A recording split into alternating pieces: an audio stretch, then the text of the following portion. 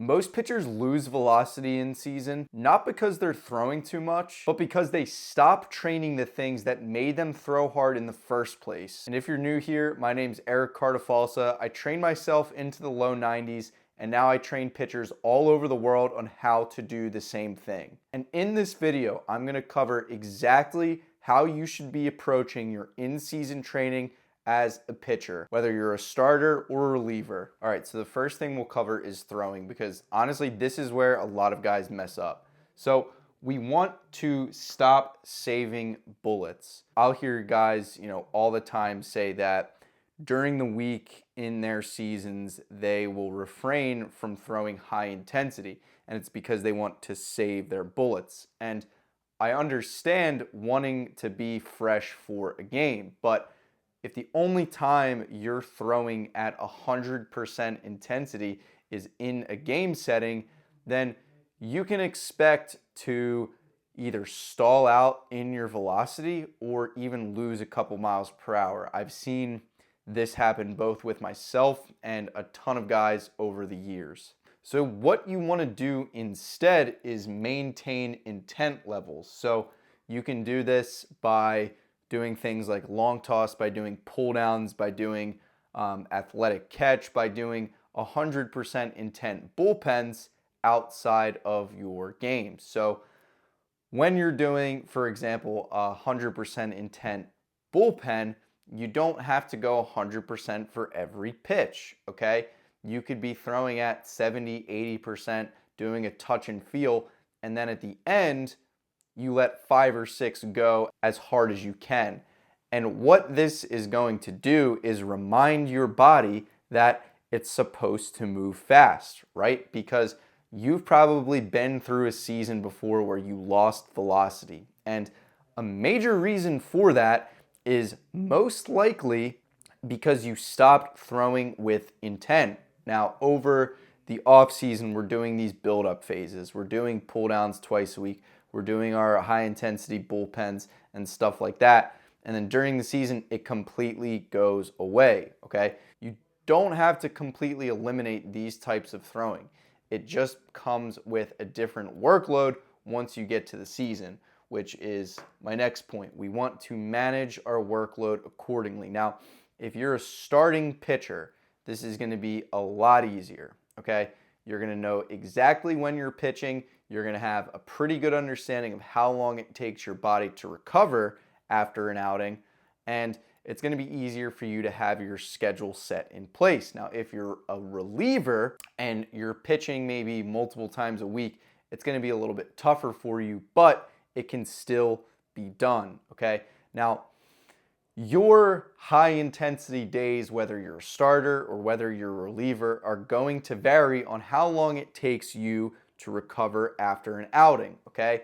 And multiple variables go into that as well. How many pitches you threw, how many innings you threw, things like that. So figuring out how long it takes your body to recover is going to dictate when you're doing your high intensity throwing. Now, for me personally, when I played, all I needed was 2 full days to recover after a start, okay? So throwing, at a minimum 60 pitches, anywhere from 60 to 100 pitches, I would need 2 full days to recover.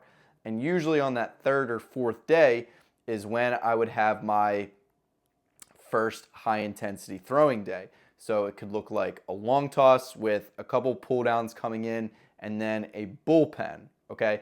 You don't have to do this. This is just what I did. It's going to be different for you. When I was a reliever, it was a little bit different. I would throw, between 15 and 30 pitches, and I would only need about a day to recover. Sometimes I wouldn't even be sore the day after I pitched. But whenever I was a reliever, I knew I wouldn't be throwing for at least 2 days after that. So this is just the way I had it set up on my team. It might be different for you. So typically, I would go pitch, rest the next day, high intensity day the following day. So that's second day after you pitched. And this is what worked really well for me. So that's what your throwing should look like if you're a starter or a reliever. let's move on to lifting. Okay, a lot of pitchers really make in-season lifting complicated. They'll either do it way too much, way too little, and both of those are not what you want, okay? So I'm gonna tell you exactly how you need to adjust your strength training in season so you can maintain velo and even gain velo, okay? So if you're a starter, you are probably going to be able to lift twice a week because, as I said in the last section, you're going to have a pretty good understanding of when your pitching days are. So when I was a starter in college, what I would do is lift the day that I pitched if we had a home game or if we were at an away game and I had access to a gym, and then I would lift 2 days after, okay? And both of these lifts would be total body focused, okay? Now, why do you want to do total body focused lifts? So during the season, it goes without saying, you're gonna have less time on your hands, okay? So we wanna maximize the workouts that we do have so we can hit all of our muscle groups, maintain our strength, and even gain strength, okay? Because yes, that is possible in season.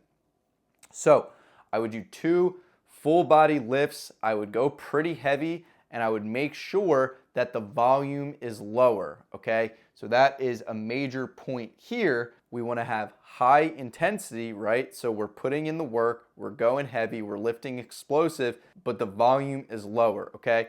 So only doing maybe 2 or 3 working sets per exercise, as opposed to the off season where we might be doing 4 to 5 working sets, okay?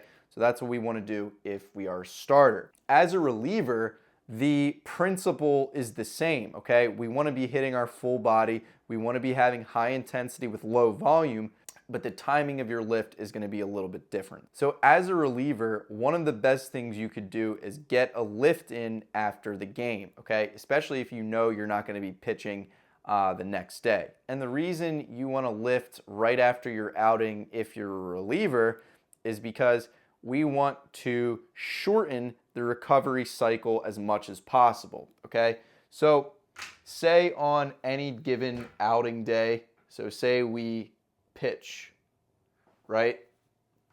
That is high intensity, okay? And we lift on that same day, that's also high intensity, okay? Now, when we have a high intensity activity, we need to recover from it, okay?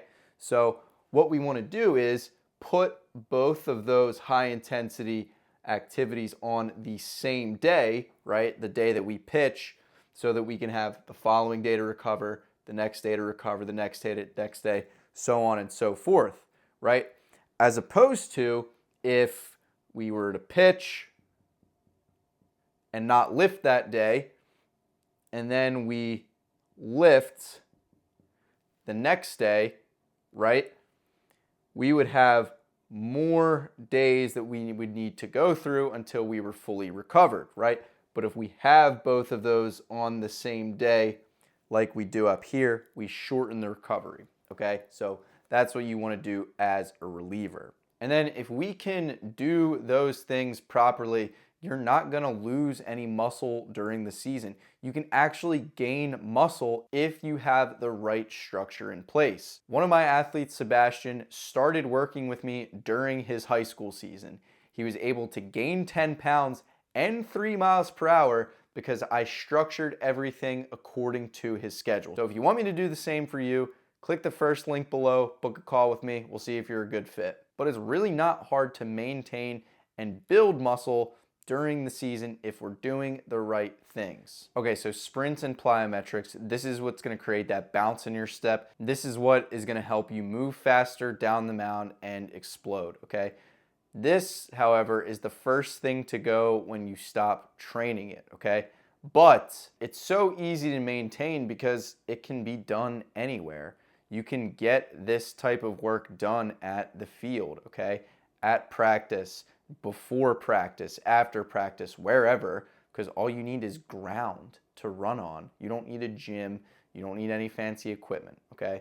So you can do things like sprints, like broad jumps, like other plyometric work that keeps you bouncy, that keeps you explosive, okay? And what you can even do is tie this in with your lifts, okay? So, as a superset, you can have something like a stationary broad jump or a lunge jump, something that is going to keep you moving like an athlete, okay? This is something that I wish I did a lot more of when I was actually playing, okay? Because I would just rely on my team's conditioning to train that energy system. And, as most of you probably are aware, team conditioning doesn't really make you explosive.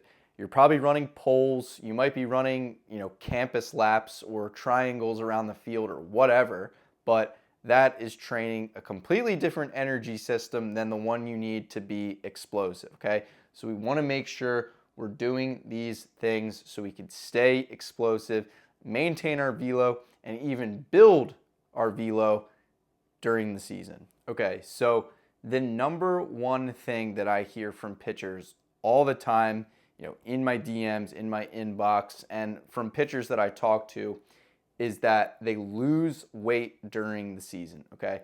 I went through the same thing. It's pretty much inevitable. You can expect to lose anywhere from 5 to 10 pounds, maybe even more during the course of a season, okay? So it is normal, but there is a way to mitigate how much weight we lose, okay?